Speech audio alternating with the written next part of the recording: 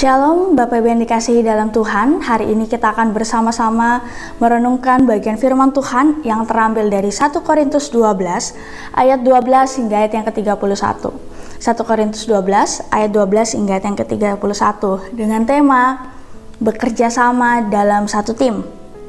Jemaat yang dikasih dalam Tuhan, gereja terdiri atas banyak sekali anggota dan mempunyai karunia yang berbeda-beda. Setiap orang dipercayakan kemampuan ataupun karunia yang berbeda-beda untuk kita bisa gunakan untuk saling membangun, untuk bisa kita gunakan bersama-sama mencapai tujuan yang Allah sudah percayakan di dalam diri setiap kita. Oleh sebab itu, gereja rentan mengalami perpecahan, apalagi jika masing-masing anggota mengedepankan egonya. Hal ini juga terjadi dalam jemaat Korintus yang kita akan renungkan pada saat ini. Perbedaan karunia rohani ternyata melahirkan kesombongan rohani pada sebagian jemaat. Sementara di dalam diri jemaat yang lain, itu malah muncul yang namanya rasa minder. Mereka yang merasa kuat ingin berkuasa, sedangkan mereka yang merasa lemah tidak mau melayani.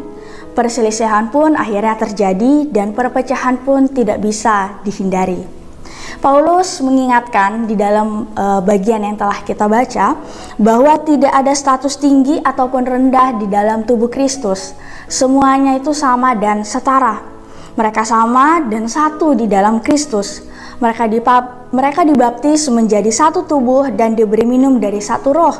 Roh yang sama yaitu roh yang mengisi kehidupan setiap orang di dalam jemaat, dalam tubuh Kristus. Tujuannya itu hanya satu, agar semua jemaat bekerja sama demi mencapai satu tujuan, yaitu menikmati dan memuliakan Allah. Paulus juga menganalogikan gereja seperti tubuh kita ya.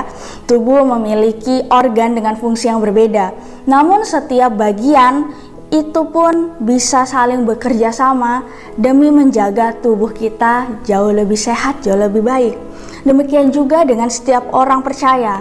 Mereka harus saling berkolaborasi agar tujuan gereja dapat tercapai. Setiap orang percaya memiliki karunia yang berbeda-beda dengan maksud dan tujuan Allah yang sudah ditetapkan di dalam diri setiap orang. Karunia itu bukan untuk dibandingkan, apalagi dipertandingkan. Hal itu akan membuat relasi persekutuan menjadi tidak nyaman. Panggilan kesatuan gereja menjadi terbengkalai. Akhirnya fokus kita bukan kepada panggilan itu, melainkan pada hal-hal di luar itu ya. Kita adanya pertandingan dan hal-hal yang lain yang membuat kita tidak bertumbuh. Sebagian orang tidak mau terlibat di dalam pelayanan, sebagian lagi justru ingin berkuasa. Keduanya menjadi ekstrim yang salah.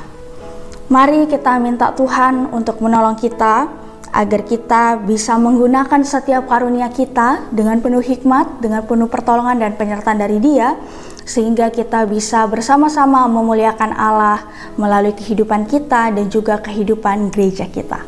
Amin. Tuhan Yesus memberkati.